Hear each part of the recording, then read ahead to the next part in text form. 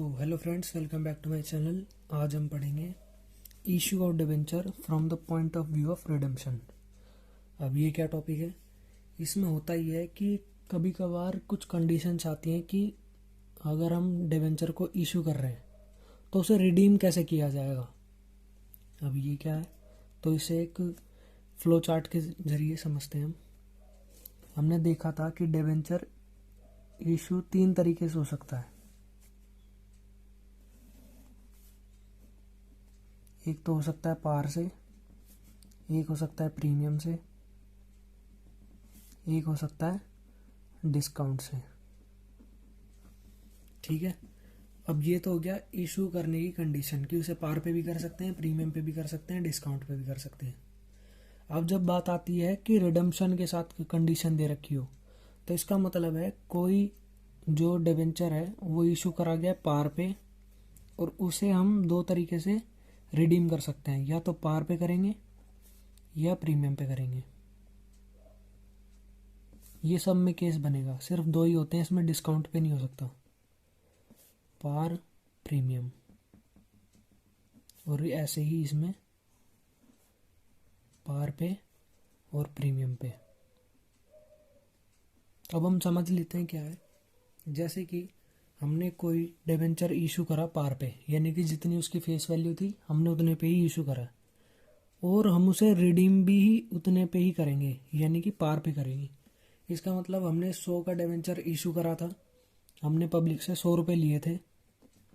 जो ये वाला केस है, हमने पब्लिक से 100 रुपये लिए थे जब इशू करा था, और जब रिडीम करेंगे तो हम पब्लिक को 100 रुपये ही वापसी देंगे, यानी कि जितना लिया था उतना ही वापस दे देंगे। जब प्रीमियम का केस आता है तो उसमें क्या होता है, हमने पब्लिक से तो लिए थे 100 रुपये, लेकिन हम दे रहे हैं उन्हें बदले में 110। तो ये आ गया हमारा प्रीमियम का केस। तो ऐसे ही सारे केस इन सब में बनेंगे। जब प्रीमियम पे भी इशू करा गया तो भी उसे पार पे, प्रीमियम पे रिडीम कर सकते हैं। डिस्काउंट पे इशू करा गया है तो उसे पार और प्रीमियम पे रिडीम कर सकते हैं। अब इसमें थोड़ा सा चेंज आता है एंट्रीज में, ज़्यादा नहीं, बस 2 चीज़ें एंट्री में आ जाती हैं एक्स्ट्रा। जब पार पे होता है तीनों केसेस में, ये आप नोट कर लेना, पार पे स्टार बना के नोट कर लेना, पार पे होता है नो चेंज इन एंट्रीज। इसका मतलब क्या है, हमने जितने में इशू करा था, जितनी उसकी फेस वैल्यू थी, हम उतने में ही उन्हें वापस कर देंगे। लेकिन जब प्रीमियम पे आता है तो उस केस में एंट्री क्या होगी, जो अलॉटमेंट की एंट्री होती है उसमें करते हैं। या फिर अगर हमारी एक ही एंट्री है एप्लीकेशन की, अगर कंपनी जो डिबेंचर है वो एक ही इंस्टॉलमेंट पे इशू कर रही है, यानी कि एप्लीकेशन पे ही कर देती है, तो उसमें एप्लीकेशन में आ जाएगा। तो क्या होता है, डिबेंचर, हम पहले जो हमने नॉर्मल एंट्री सीखी है वो कर लेते हैं। डिबेंचर अलॉटमेंट, ये है ड्यू करने की एंट्री, अकाउंट डेबिट 2% डिबेंचर।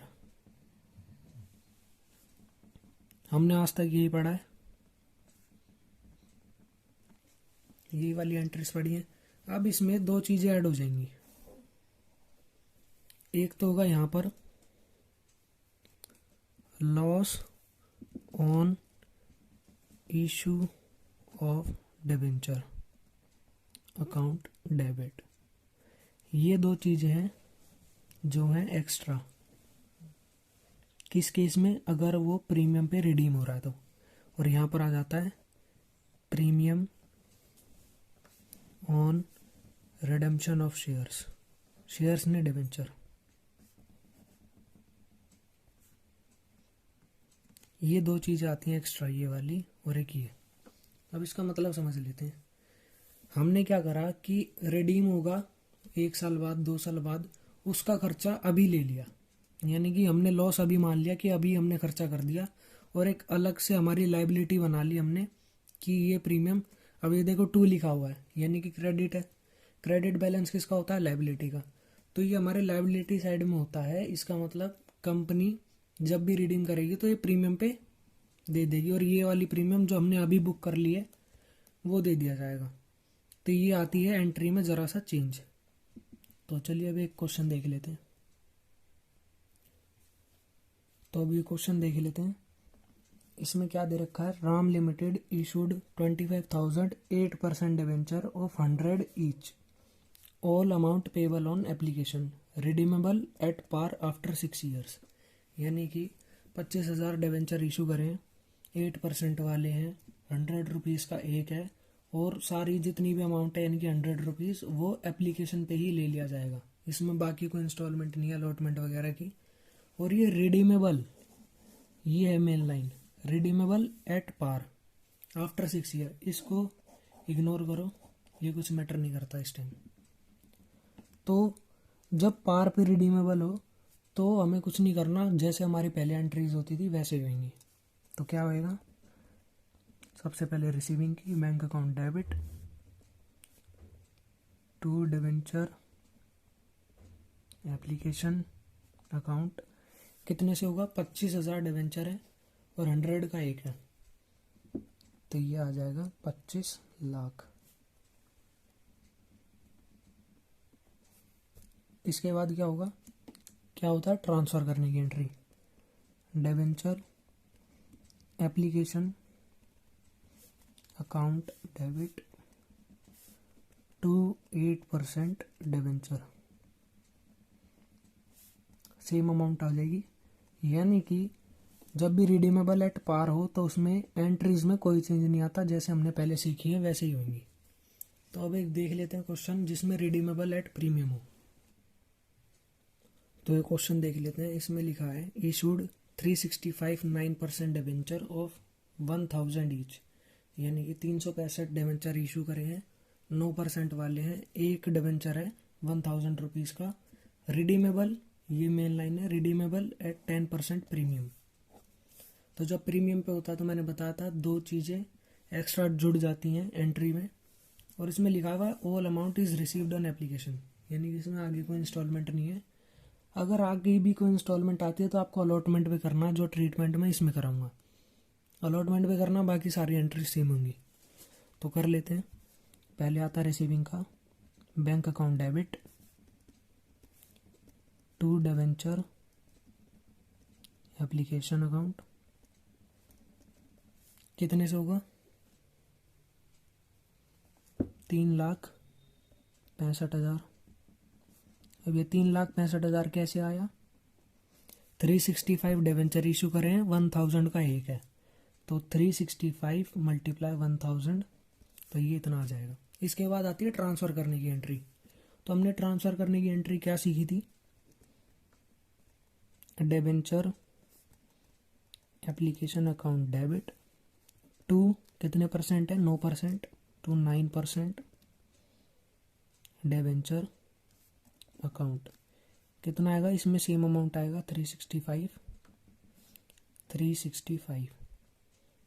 लेकिन ये रिडीमेबल है 10% प्रीमियम पे है। तो जब प्रीमियम पे रिडीम होता है तो मैंने बताया था दो चीज़ें आ जाती हैं, क्या आती हैं, loss on issue of debenture to premium on redemption of debenture. अब बात आती है इसमें अमाउंट कितनी डालनी है। ये एप्लीकेशन की एंट्री चल रही है, इसमें अमाउंट वो डालनी होती है जितने के भी टोटल शेयर्स हैं, शेयर्स नहीं, जितने के भी टोटल डिवेंचर हैं। डिवेंचर कितने के हैं, 365 हैं 1000 ईच की, तो टोटल कितने हो गए, 3,65,000। अब कुछ केसेस में ये हो सकता है कि आपको इंस्टॉलमेंट दी गई हो, मैं उसका भी अलग से बता दूंगा, पहले इसे देख लेते हैं। ये टोटल है 365,000। तो क्या होगा, इसमें 10% इसका निकालेंगे, जो total number of shares multiply हुआ है उनके प्राइस से। तो 3,65,000 का 10%, तो ये हो जाएगा 36,500। तो यहाँ दोनों में यही सेम अमाउंट आ जाएगी। तो ये हमारी मैच हो जाएगी। तो मैं बता देता हूँ आपको कि अगर ज़्यादा इंस्टॉलमेंट पे हो, जैसे अलॉटमेंट भी हो, फर्स्ट कॉल भी हो, तो उस केस में क्या करना है। जैसे सपोज करते हैं एक डिबेंचर है 100 का, जिसमें एप्लीकेशन है 40 रुपीज़ की, अलॉटमेंट का है 30 रुपीज़, फर्स्ट कॉल है 20 रुपीज़ और सेकंड कॉल है 10 रुपीज़। सही है। एप्लीकेशन का पता है, जैसे हमने पहले पढ़ते आए हैं वो करना है। अब इसमें एक कंडीशन लिख देता हूँ मैं, रिडीमेबल एट 10% प्रीमियम, और लिख देते हैं इशू करे हैं 500 शेयर्स। तो क्या है, एप्लीकेशन हमारी नॉर्मल एंट्री जैसे होती थी वैसे होगी। अलॉटमेंट पे थोड़ा चेंज आएगा, क्योंकि मैंने बताया था ये जितना भी ट्रीटमेंट होता है रिडीमेबल एट प्रीमियम का, वो अलॉटमेंट पे होगा। फर्स्ट कॉल जैसे होती थी वैसे होगी, सेकंड भी वैसे ही होगी। तो हम इसका देख लेते हैं क्या होगा। डिबेंचर ये होती है ड्यू करने की एंट्री, और इसी में करना होता है debenture allotment account debit to कितने परसेंट की, मान ले 10% डिबेंचर